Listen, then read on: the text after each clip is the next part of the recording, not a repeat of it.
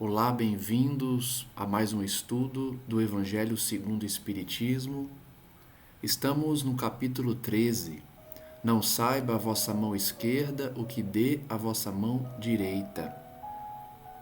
Vimos nos estudos anteriores os capítulos relacionados ao perdão, à instituição do amor pelo Cristo na terra, quando aboliu as leis mosaicas em referência a lei de Talião e as proibições do contato com a espiritualidade.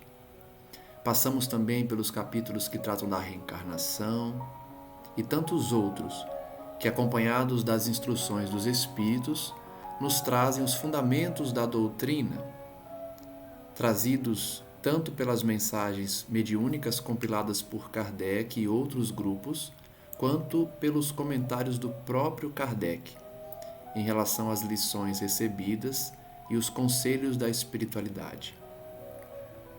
Passemos então ao capítulo em si do Evangelho, que falará do bem sem ostentação, dos infortúnios ocultos, da parábola do óbolo da viúva, de convidar os pobres e estrupiados, e as instruções dos Espíritos em relação à caridade, à piedade e à beneficência. Primeiro item, portanto, fazer o bem sem ostentação. Tende cuidado em não praticar as boas obras diante dos homens para serem vistas, pois do contrário não recebereis recompensa de vosso Pai que está nos céus. Assim, quando derdes esmola, não trombeteeis, como fazem os hipócritas nas sinagogas e nas ruas, para serem louvados pelos homens. Digo-vos em verdade que eles já receberam sua recompensa. Quando derdes esmola, não saiba a vossa mão esquerda o que faz a vossa mão direita, a fim de que a esmola fique em segredo, e vosso Pai, que vê o que se passa em segredo, vos recompensará. Evangelho de Mateus, capítulo 6, versículos 1 a 4. Outra passagem evangélica que irá ser objeto de estudo é esta. Tendo Jesus descido do monte, grande multidão o seguiu. Ao mesmo tempo, um leproso veio ao seu encontro e o adorou, dizendo: Senhor, se quiseres, poderás curar-me. Jesus, estendendo a mão, o tocou e disse: Quero, fica curado. No mesmo instante, desapareceu a lepra. Disse-lhe então Jesus: Abstente de falar disto a quem quer que seja, mas vai mostrar-te aos sacerdotes e oferece o dom prescrito por Moisés, a fim de que lhe sirva de prova. Também Evangelho de Mateus, capítulo 8, versículos 1 a 4. Vejamos então o comentário de Kardec em relação a essas duas passagens que trazem a oração e a caridade sem ostentação e o testemunho daquele que foi curado pelo Cristo em relação à sua nova postura após a cura. Kardec então diz: em fazer o bem sem ostentação há grande mérito. Ainda mais meritório é ocultar a mão que dá. Constitui marca incontestável de grande superioridade moral, porquanto, para encarar as coisas de mais alto do que faz o vulgo, mister se torna abstrair da vida presente e identificar-se com a vida futura. Numa palavra, colocar-se acima da humanidade para renunciar à satisfação que advém do testemunho dos homens e esperar a aprovação de Deus.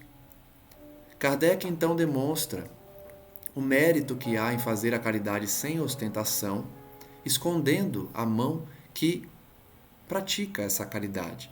É uma marca daqueles que têm superioridade moral. Por quê? Para entender os desafios da vida, as coisas de mais alto, é necessário ter essa visão de superioridade moral, abstraindo-se da vida presente, e focando na vida futura. Por isso que os espíritos superiores, quando vêm nos falar sobre a importância da caridade, do autoaperfeiçoamento, da reforma íntima, eles têm essa visão mais ampla do todo, porque já trazem o conceito de vida espiritual acima da vida física. Numa palavra, então, como diz Kardec, devemos nos colocar acima da humanidade no que diz respeito às paixões, renunciando àquela satisfação de ter a aprovação dos homens, ao invés da aprovação divina.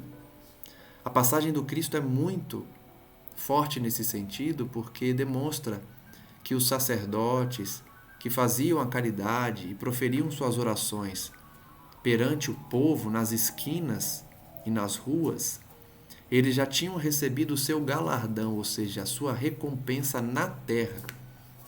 Aqueles que oram em segredo, que fazem o bem sem ostentação, receberão essa recompensa nos céus, no plano espiritual. Kardec então vai dizer: aquele que prefere ao de Deus o sufrágio dos homens, prova que mais fé deposita nestes, nos homens, do que na divindade, e que mais valor dá à vida presente do que à futura. Se diz o contrário, procede como se não cresce no que diz. Então ele está dizendo que quem quer a aprovação dos homens deposita mais fé neles do que em Deus, porque espera essa recompensa ainda aqui na terra. Ele irá refletir: quantos há que só dão na esperança de que o que recebe irá bradar por toda parte o benefício recebido? Quantos de fato auxiliam, esperando que a pessoa ajudada faça propaganda, faça publicidade daquele auxílio para receber os aplausos do mundo? Quantos os que de público dão grandes somas e que, entretanto, as ocultas não dariam uma só moeda?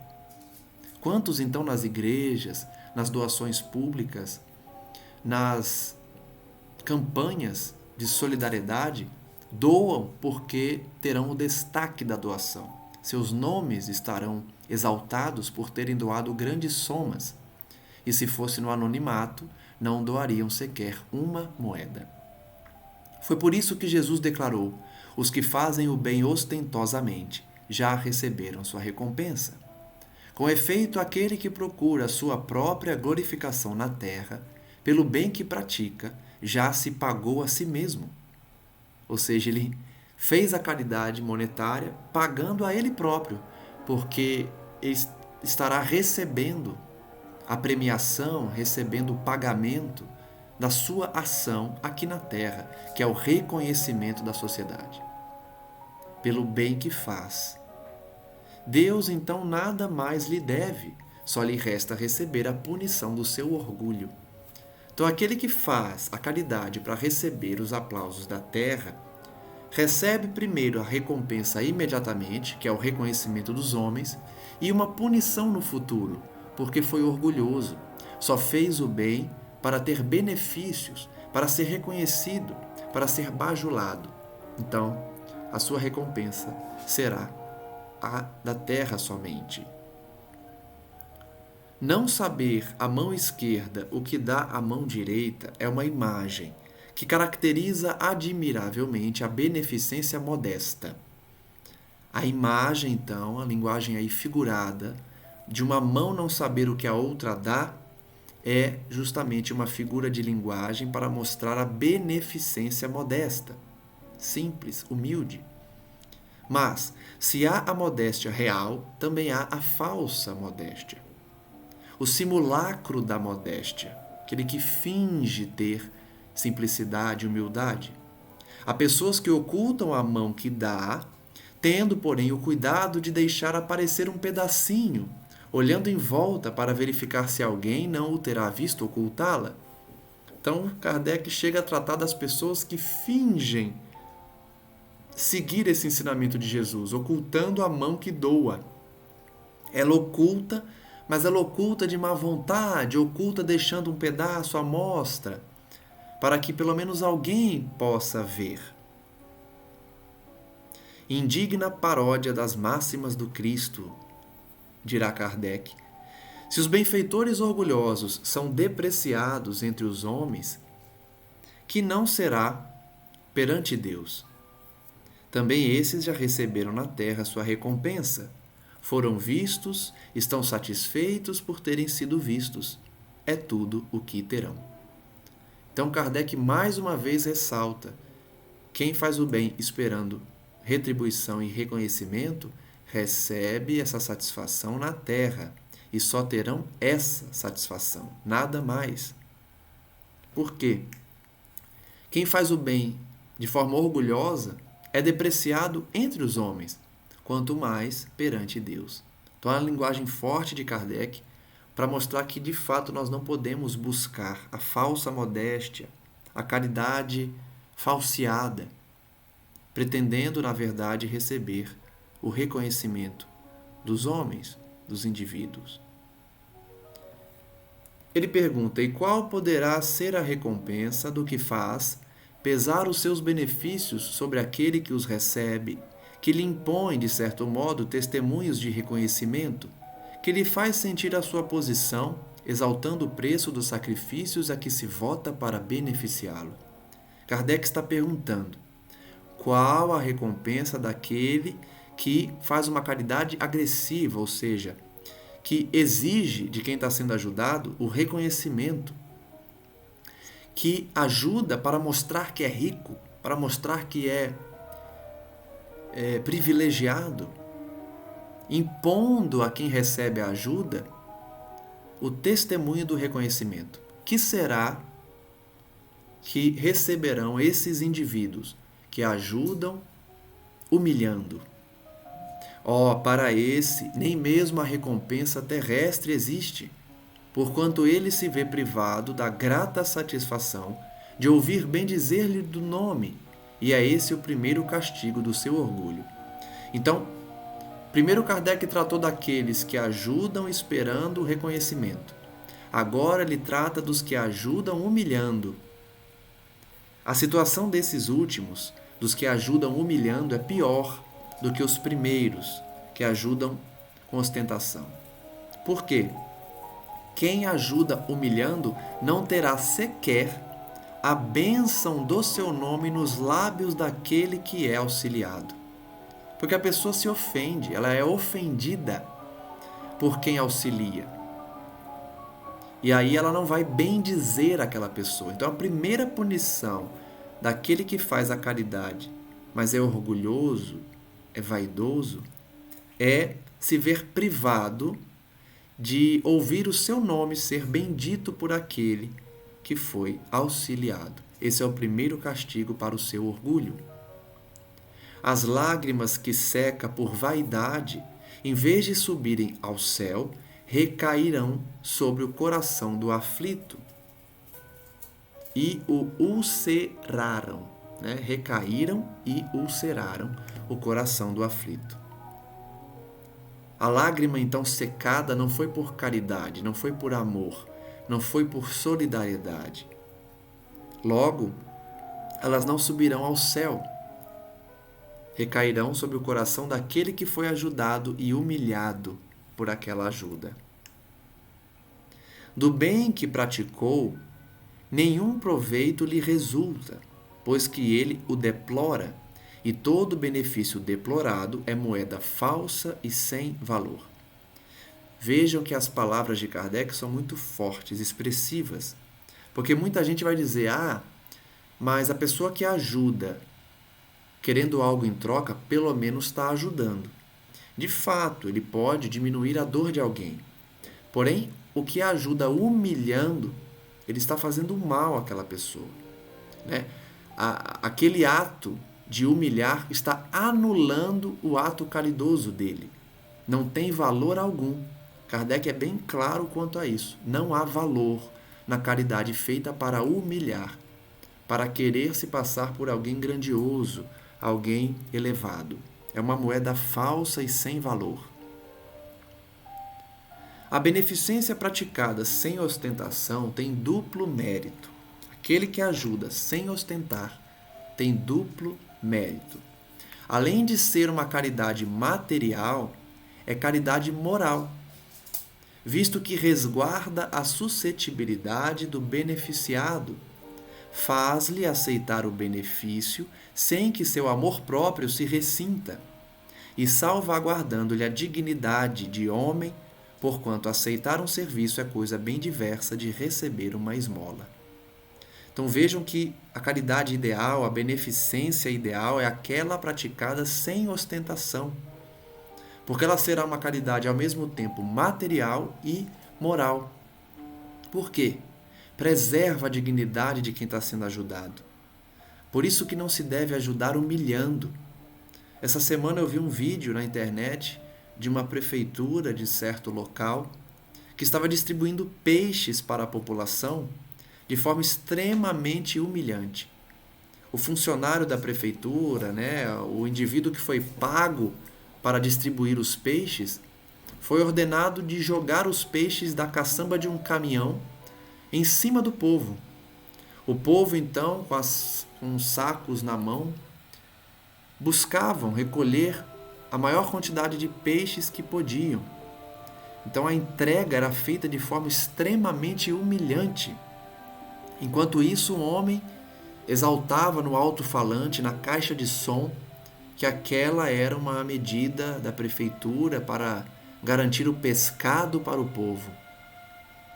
É essa caridade feita com ostentação, feita com o objetivo de receber benefícios eleitorais, nesse caso, eleitoreiros, com fins eleitoreiros. Essa não tem valor algum e humilha o povo, humilha aquela multidão que aguardava ali um pouco de peixe, um alimento, e recebeu de uma forma extremamente humilhante. Então, devemos praticar a caridade sem ferir o amor próprio de quem está sendo ajudado, salvaguardando a sua dignidade. E muito melhor do que dar uma esmola é oferecer um serviço. É muito mais benéfico para quem está recebendo a oportunidade do trabalho. Ora, converter em esmola o serviço pela maneira de prestá-lo é humilhar o que o recebe. E em humilhar a outrem há sempre orgulho e maldade. Por isso que a caridade feita para humilhar, ela não tem valor. Por mais que esteja ajudando a pessoa, às vezes a pessoa está morrendo de fome, recebe o alimento. Ela está sendo ajudada ali. Mas se a pessoa que ajudou fez com o objetivo de humilhar ou fez de forma a humilhar, perde o seu efeito de benefício para quem faz. Anulará, portanto, o benefício da caridade. A verdadeira caridade, ao contrário, é delicada e engenhosa no dissimular o benefício, no evitar até as simples aparências capazes de melindrar, dado que todo atrito moral aumenta o sofrimento que se origina da necessidade. Lendo essas páginas, eu me recordo então de Chico Xavier, que sempre buscou praticar a caridade com esse cuidado de dissimular o benefício, não deixar muito claro que está ajudando a pessoa, para que a pessoa não se sinta incomodada, para que ela não tenha melindres. Porque todo atrito moral aumenta o sofrimento de quem passa necessidade. Essa é uma lição muito forte de Chico Xavier também. Porque ele sempre ajudava sem humilhar. Ele sempre ajudava procurando ocultar aquela caridade. Ele não fazia de forma que a pessoa percebesse que estava sendo auxiliada ou que estava numa situação de necessidade. Lógico que muitas pessoas sabiam, percebiam, procuravam o Chico justamente por isso, mas ele fazia questão de praticar essa caridade que o Evangelho nos traz, sem levar a suscetibilidade ao coração de quem precisa, sem causar melindre e sofrimento por conta da situação de necessidade da pessoa. A pessoa, então, que sabe praticar a caridade verdadeira, encontra palavras brandas e afáveis que colocam o beneficiado à vontade em presença do benfeitor, ao passo que a caridade orgulhosa o esmaga. Vejam a diferença, então, da caridade real daquela que esmaga quem está sendo auxiliado por conta do orgulho. Devemos buscar, então, a caridade com palavras brandas e afáveis. A pessoa que está sendo auxiliada fica à vontade, não se sente humilhada, não se sente numa posição de total dependência ou necessidade, o que é humilhante. Já aquele que faz a caridade sem se importar com isso, acabará por humilhar quem recebe o benefício.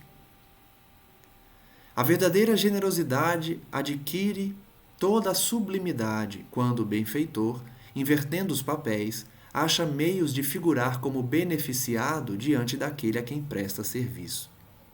Então, Kardec está falando aqui de um exercício que nós devemos buscar no momento de praticar a caridade, nos enxergar como beneficiários e não como aquele que beneficia o outro. Por quê? Nós sabemos pelo Espiritismo que quando ajudamos alguém também estamos nos ajudando. Porque as boas obras, as obras de caridade, apagam as nossas dívidas, os nossos erros do passado. Então, a verdadeira generosidade, em toda a sua sublimidade, é aquela em que o benfeitor inverte os papéis. Ao invés de benfeitor, ele é, na verdade, um beneficiado.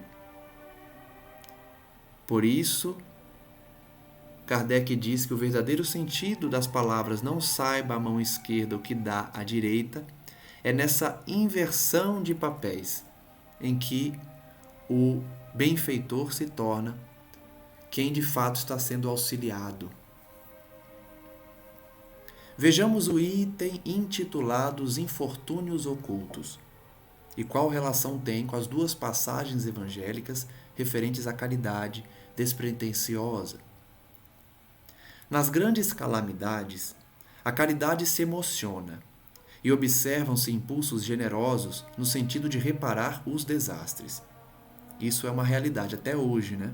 Na época de Kardec já era real, hoje nós vemos isso também bastante, quando tem alguma calamidade, algum desastre ambiental ou do cotidiano da vida urbana, nós vemos que as pessoas se mobilizam para ajudar, para praticar a caridade, para reparar os desastres que ocorrem. Mas, a par desses desastres gerais, há milhares de desastres particulares que passam despercebidos. Então, além dos desastres que saem nas notícias, que saem nos noticiários e nos jornais e nos comentários públicos, como os desastres ambientais, a queda de um avião, a queda de um edifício, também há, em milhares, os desastres particulares que ocorrem todos os dias e que muitas vezes nós não percebemos.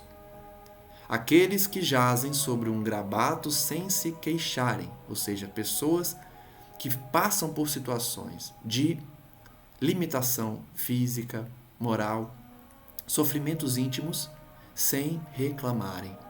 Esses infortúnios discretos e ocultos são os que a verdadeira generosidade sabe descobrir, sem esperar que peçam assistência. Então Kardec está indo além de falar da caridade material, da caridade moral, daqueles que pedem ajuda. Ele está falando que quem de fato é generoso sabe identificar a necessidade de alguém mesmo em silêncio, mesmo que a pessoa não peça ajuda, assistência, mesmo que a pessoa não deixe transparecer a sua necessidade.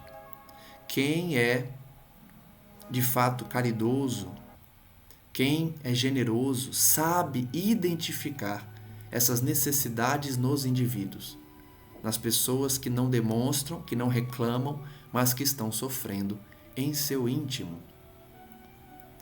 Kardec então vai perguntar: quem é esta mulher de ar distinto, de traje tão simples, embora bem cuidado, e que traz em sua companhia uma mocinha tão modestamente vestida? Ele começa então a relatar uma historinha, né? Uma mulher que está acompanhada de uma moça, vestido de forma modesta, que entra numa casa de sórdida aparência, onde sem dúvida é conhecida, pois que à entrada a saúdam respeitosamente. Aonde vai ela? Sobe até a mansarda onde jaz uma mãe de família cercada de crianças? A sua chegada refugia a alegria naqueles rostos emagrecidos. É que ela vai acalmar ali todas as dores. Traz o de que necessitam, condimentado de meigas e consoladoras palavras, que fazem que os seus protegidos, que não são profissionais da mendicância, aceitem o benefício sem corar. Então Kardec está descrevendo aqui uma situação de caridade praticado por uma senhora e sua filha, visitando uma casa de necessitados, pessoas que não são moradores de rua, não são mendigos, mas que passam necessidades. Essa senhora então visita essa família, uma mãe que tem muitos filhos e que eles não têm qualquer melindre, não têm qualquer reclamação a fazer daquela caridade. Por quê? Recebem com um sorriso no rosto aquela senhora. Aceitam o benefício, a caridade que estão recebendo sem corar, sem sentir vergonha. O pai está no hospital e, enquanto lá permanece, a mãe não consegue, com o seu trabalho, prover as necessidades da família. Graças à boa senhora, aquelas pobres crianças não mais sentirão frio nem fome. Irão à escola agasalhadas e, para as menorzinhas, o leite não secará no seio que as amamenta. Se entre elas alguma adoece, não lhe repugnarão a ela, a boa dama, os cuidados materiais de que essa necessite. Então Kardec continua demonstrando nessa história que é uma senhora que ajuda uma família cujo pai, cujo provedor está hospitalizado. E por isso a mãe sozinha não consegue custear todas as despesas do lar. Então ela garante o mínimo existencial para aquelas crianças e para aquela senhora. Tudo o que elas precisam, em caráter material, essa senhora fornece. Se ficam doentes, ela também cuida. Vai ao hospital levar ao pai algum reconforto, tranquilizá-lo sobre a sorte e o destino da sua família. Então vejam que senhora caridosa. Além de ajudar, ela acalma o pai, que não pode sustentar por motivos médicos, dizendo que está cuidando deles. No canto da rua, uma carruagem à espera, verdadeiro armazém de tudo o que destina aos seus protegidos, que todos lhe recebem sucessivamente a visita. Não lhes pergunta qual a crença que professam, nem quais suas opiniões, pois considera como seus irmãos e filhos de Deus todos os homens. Terminado o seu giro, diz de si para consigo: comecei bem o meu dia. Qual o seu nome? Onde mora? Ninguém o sabe. Para os infelizes, é um nome que nada indica, mas é o anjo da consolação. À noite, um concerto de bênçãos se eleva em seu favor ao Pai Celestial. Católicos, judeus, protestantes, todos a bendizem. Então Kardec descreve aqui uma situação de caridade que uma senhora pratica, demonstrando os principais fundamentos que ele trouxe nos itens anteriores. Por quê?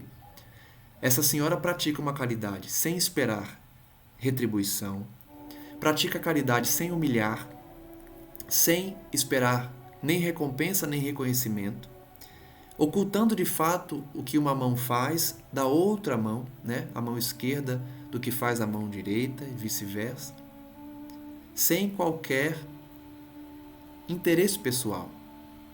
As pessoas não sabem seu nome, de onde ela vem, ela não se identifica com maiores detalhes, para que justamente se evite o reconhecimento, a retribuição. Ela pratica a verdadeira caridade. Ajuda sem perguntar religião, fundamento político, opiniões, crenças. Ajuda a todos, porque considera todos irmãos em Cristo. Então vejam que Kardec demonstra aqui com essa história os fundamentos da caridade perfeita, da solidariedade real. E no final do dia, todos a bendizem, que é a característica da caridade sem humilhar.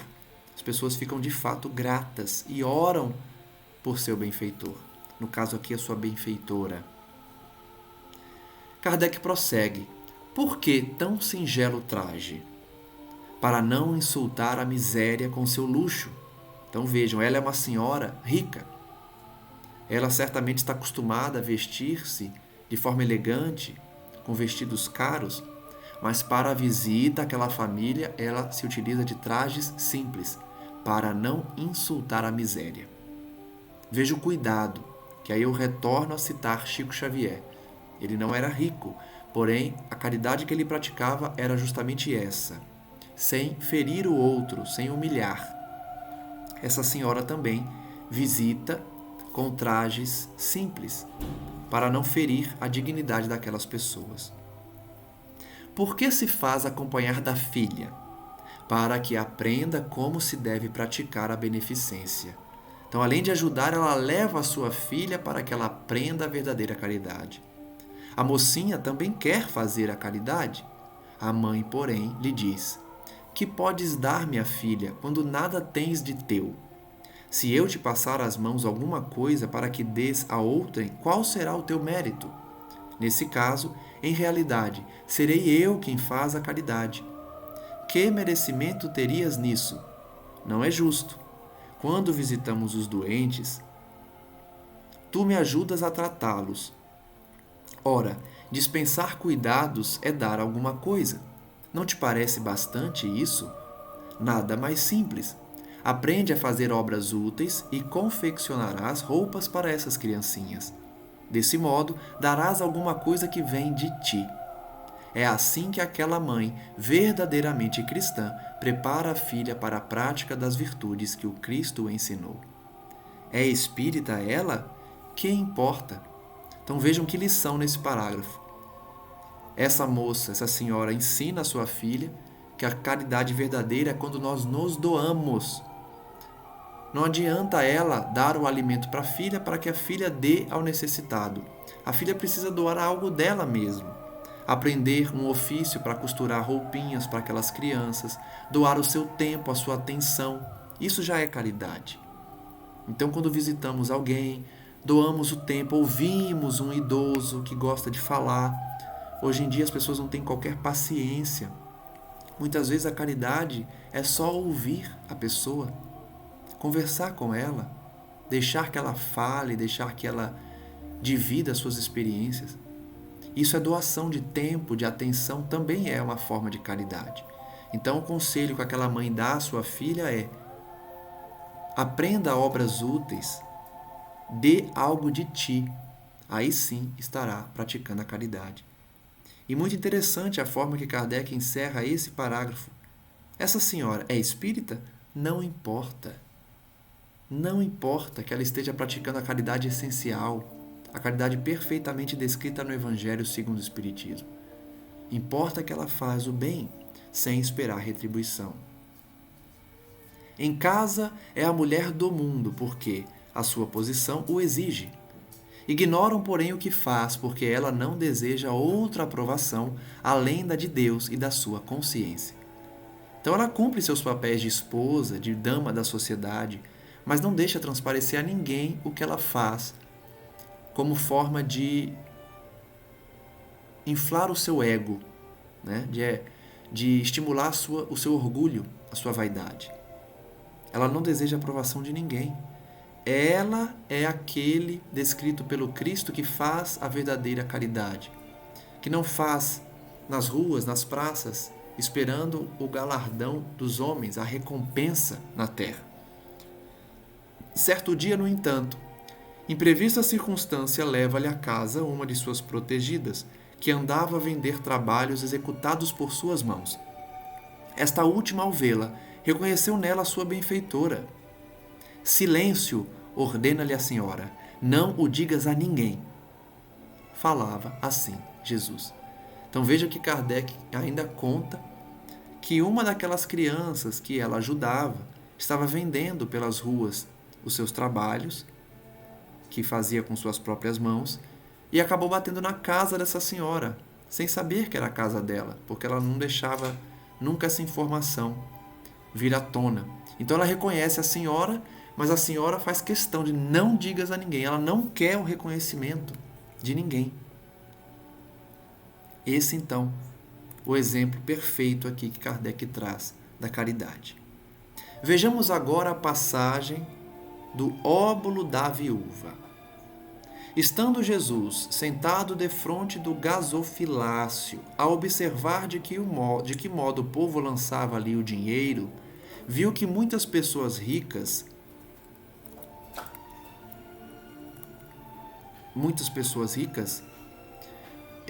o deixavam em abundância. Nisso veio também uma pobre viúva que apenas deitou 2 pequenas moedas, do valor de 10 centavos cada uma.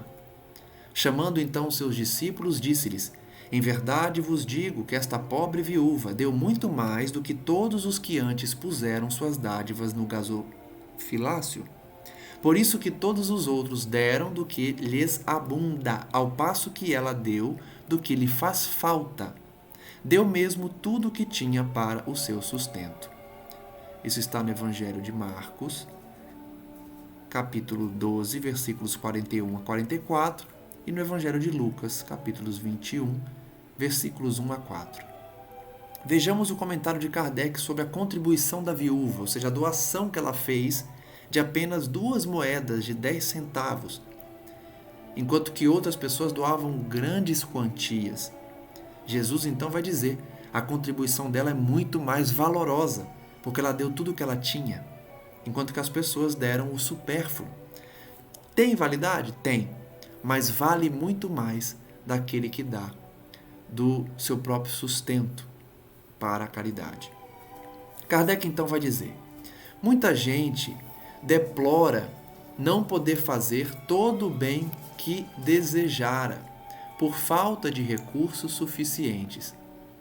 E se desejam possuir riquezas, dizem, para lhes dar boa aplicação. É sem dúvida louvável a intenção e pode até, em alguns, ser sincera. Então ele começa dizendo que muita gente fala que não pode fazer o bem porque não tem dinheiro, não tem recurso. Eu não posso ajudar ninguém, eu não tenho dinheiro. E, inclusive, querem a riqueza para fazer o bem. Essa intenção é louvável, pode ser sincera em alguns, mas na maioria não é. Dar-se-á, contudo, seja completamente desinteressado em todos? Pergunta Kardec. Será que as pessoas de fato não ajudam porque não têm? O que dizer então do óbolo da viúva, que deu daquilo que lhe falta? Deu sem ter condições de dar. Não haverá quem, desejando fazer bem aos outros, muito estimaria poder começar por fazê-lo a si próprio, por proporcionar a si mesmo alguns gozos mais, por usufruir de um pouco do supérfluo que lhe falta, pronto a dar aos pobres o resto? Esta segunda intenção, que esses tais porventura dissimulam aos seus próprios olhos, mas que se lhes depararia no fundo dos seus corações se eles os perscrutassem, anula o mérito do intento, visto que, com a verdadeira caridade, o homem pensa nos outros antes de pensar em si. Então Kardec está dizendo o seguinte, para as pessoas que falam que não ajudam porque não têm dinheiro, e se tivessem riquezas, doariam, ele pergunta, ele indaga, será que essas pessoas têm essa intenção verdadeira? Será que elas não estão buscando primeiro a sua satisfação pessoal para depois ajudar os outros? Se essa é de fato a intenção, eles não têm qualquer mérito, porque a caridade real é aquela que pensa primeiro no outro para depois pensar em si. Então, é um fingimento. A pessoa finge que é caridosa, que tem a intenção de fazer o bem se tivesse riquezas, mas não há mérito nenhum nisso, porque eles estão pensando primeiro neles. O ponto sublimado da caridade, nesse caso, estaria em procurar ele, no seu trabalho, pelo emprego de suas forças, de sua inteligência, de seus talentos, os recursos de que carece para realizar seus generosos propósitos. Então, a caridade, nesses casos, estaria presente se a pessoa, de fato, utilizasse das suas condições, do seu trabalho, do suor do seu rosto, para ajudar, para angariar recursos, para doar, seja de si mesmo, seja de valores mesmo, oriundos do seu trabalho. Haveria nisso o sacrifício que mais agrada ao Senhor, ou seja, dar de si, se esforçar para, com o suor do seu trabalho, poder ajudar os outros. Infelizmente, a maioria vive a sonhar com os meios de mais facilmente se enriquecer de súbito e sem esforço, correndo atrás de quimeras, quais a descoberta de tesouros, de uma favorável ensanche aleatória, do recebimento de inesperadas heranças e etc. Então, Kardec está refletindo que a pessoa que, de fato, busca o trabalho para se enriquecer e depois ajudar os outros, ela tem uma intenção nobre, é um sacrifício nobre. Trabalha para ganhar dinheiro e ajudar. Porém, a maioria quer se enriquecer sem trabalho, sem esforço, através de heranças, através de prêmios, premiações, de forma aleatória, encontrando tesouros, a fim de depois ajudar os outros. Esse é um sacrifício inexistente que anula qualquer caridade, porque a pessoa não está pensando em ajudar, está pensando em enriquecer. Que dizer dos que esperam encontrar nos espíritos auxiliares que os secundem na consecução de tais objetivos? Então Kardec está perguntando: aquele que quer primeiro ficar rico para ajudar, também está na mesma condição daquele que fica esperando o auxílio dos espíritos para alcançar a riqueza material, para alcançar a consecução dos seus objetivos e, por consequência, praticar a caridade. Então existem aqueles que também ficam esperando os espíritos ajudarem, a eles enriquecerem para ajudar os outros, a eles terem uma vida mais tranquila, economicamente falando, para eles começarem os trabalhos de auxílio. Kardec vai dizer então que esses certamente não conhecem nem compreendem a sagrada finalidade do Espiritismo, e ainda menos a missão dos espíritos, a quem Deus permite se comuniquem com os homens. Daí vem o serem punidos pelas decepções.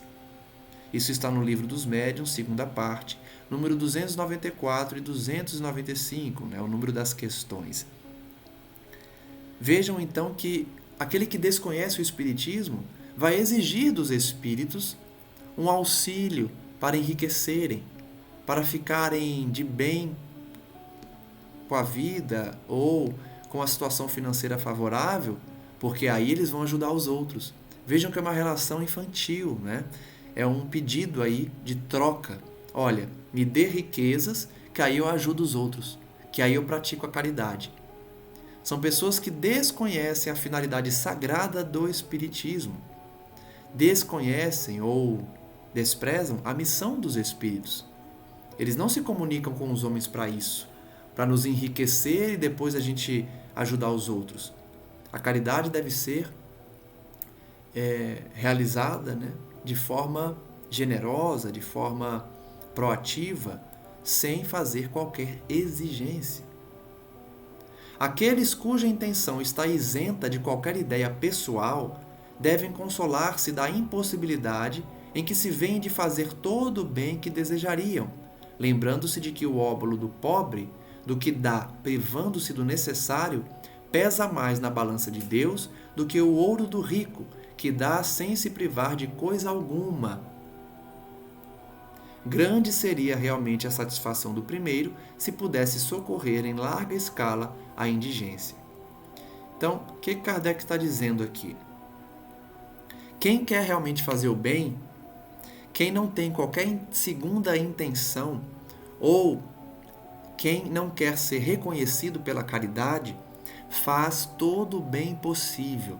Mesmo que não consiga abraçar a todos, ele faz o que pode, porque aquele que faz o bem, privando-se do necessário, tem mais mérito do que aquele que doa o supérfluo.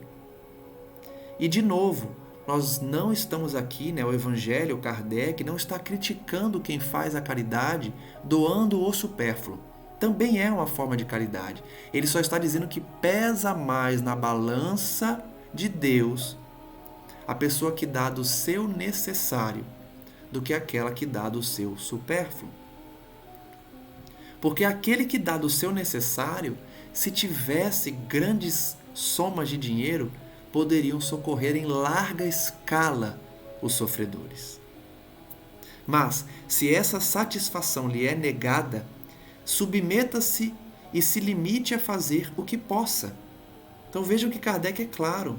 Se você não tem dinheiro para ajudar, se você não consegue dar altas somas, doe o que consegue, nem que seja a sua atenção, as suas horas, o seu cuidado, as suas palavras. Dá o que pode, faça o que possa. Aliás, será só com o dinheiro que se podem secar lágrimas? E dever-se-á ficar inativo desde que se não tenha dinheiro? Então veja a pergunta de Kardec. Será que é só dinheiro que a gente pode dar? Será que a pessoa que não tem dinheiro não pode realizar a caridade? Todo aquele que sinceramente deseja ser útil a seus irmãos, 1000 ocasiões encontrará de realizar o seu desejo. E isso é uma realidade, principalmente para aqueles que já fazem algum trabalho social, que buscam realizar uma caridade junto aos mais necessitados. Nós percebemos que a procura é baixa em relação às pessoas que frequentam os centros, por exemplo, os centros religiosos, que buscam uma mensagem dos espíritos, que buscam a comunicação mediúnica. Tem muito mais gente nesses locais do que para dispor do seu tempo, dispor da sua atenção e até mesmo do seu dinheiro para ajudar uma instituição. Então, quem realmente quer ajudar, encontra ensejo, oportunidade para tanto. E aí nós vemos nos trabalhos de caridade muitos irmãos, porém, se comparados ao número de pessoas que frequentam os núcleos religiosos, é uma ínfima parte que comparecerá aos estudos e aos trabalhos de assistência social. Porque são pessoas que não querem ter o esforço, colocam as desculpas, eu não vou, final de semana é meu dia de descanso. Não, eu já ajudo, doando dinheiro, não preciso, quem tem que dar isso é o governo. Então, dão várias desculpas e depois reclamam que não têm oportunidade de fazer o bem. Reclamam que não têm condição financeira de ajudar os outros, sendo que são inúmeras. Kardec fala que são 1000 oportunidades para fazer o bem. Procure-as e elas se lhe depararão. Se não for de um modo, será de outro, porque ninguém há que no pleno gozo de suas faculdades não possa prestar um serviço qualquer, prodigalizar um consolo, minorar um sofrimento físico ou moral, fazer um esforço útil. Então vejam, Kardec é muito claro. Quem quer ajudar, encontra, seja de um modo, seja de outro. Não tem como uma pessoa não conseguir fazer o mínimo de auxílio a alguém, nem que seja um consolo, diminuir um sofrimento físico, moral, fazer um esforço útil, ou seja, auxiliar num trabalho de organização de cestas básicas, de feitura de sopão, de mingau, a companhia a um idoso, companhia a um deficiente físico, mental. Colaborar com qualquer esforço útil. Não dispõem todos, à falta de dinheiro, do seu trabalho, do seu tempo, do seu repouso, para de tudo isso dar uma parte ao próximo? Olha que pergunta forte. Kardec pergunta, será que todos não têm um pouquinho de dinheiro, um pouquinho de trabalho, um pouquinho do seu tempo, do seu repouso para doar ao próximo? Um pouquinho do seu domingo, um pouquinho do seu sábado, um pouquinho da sua noite durante a semana. Será que você não pode doar ao próximo? E aqui lembrem-se, a gente não está exigindo que os outros façam caridade. Kardec só está dizendo que muitos dizem que não conseguem fazer caridade. É para esses a mensagem. É para aqueles que não, eu não tenho tempo, não, eu não tenho dinheiro suficiente, eu não tenho saúde suficiente. São para esses que Kardec está falando. Ninguém está aqui dizendo que somos melhores porque doamos nosso tempo para fazer o bem. Ele não está se gabando aqui, e nem eu muito menos. É só um alerta para aqueles que dizem que não têm condições de praticar caridade. As oportunidades são 1000 todos os dias. Também aí está a dádiva do pobre, o óbolo da viúva. Então, finalizando o estudo de hoje, essa primeira parte do capítulo 13, reflitamos sobre as lições aqui de Kardec. Nos próximos estudos chegaremos às instruções dos Espíritos, em que colheremos o ensino das entidades já desencarnadas sobre o tema, mas que já serve de aprendizado as características da caridade essencial, daquele que faz o bem sem esperar nada em troca, quais são os benefícios, qual peso maior tem a caridade feita daquele que dá do seu necessário ao invés do seu supérfluo, e de que todos nós temos plenas condições de realizar a caridade, ainda que seja de modo considerado pequeno ou não ideal.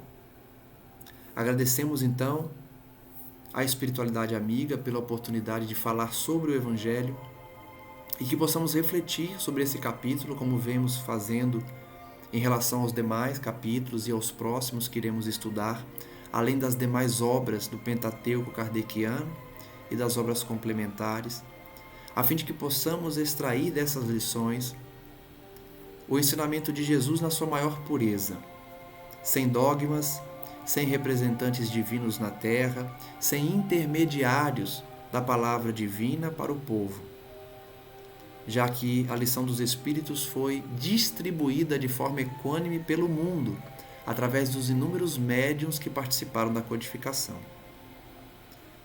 Que possamos, portanto, praticar a caridade essencial todos os dias, e se ainda não temos a predisposição de doar-nos ao próximo, que possamos praticar a caridade material, a caridade moral, com os nossos familiares, com aqueles que nos cercam no trabalho, na convivência diária. E a partir do momento que conseguirmos ir além e ajudar aos mais necessitados, que possamos doar o nosso tempo, a nossa atenção, a nossa palavra, a nossa amizade para aqueles que foram abandonados por seus familiares, por seus companheiros, amigos, e que não tem mais ninguém na terra, cujos pais já faleceram ou cujos filhos desencarnaram, que possamos ser, portanto, esses substitutos, pais, mães, filhos substitutos daqueles que perderam tudo, aparentemente, mas que têm a companhia do amigo Jesus, que não abandona a ninguém e que inclusive coloca os trabalhadores para atender essas pessoas, dar um pouco da sua companhia e da sua paz também.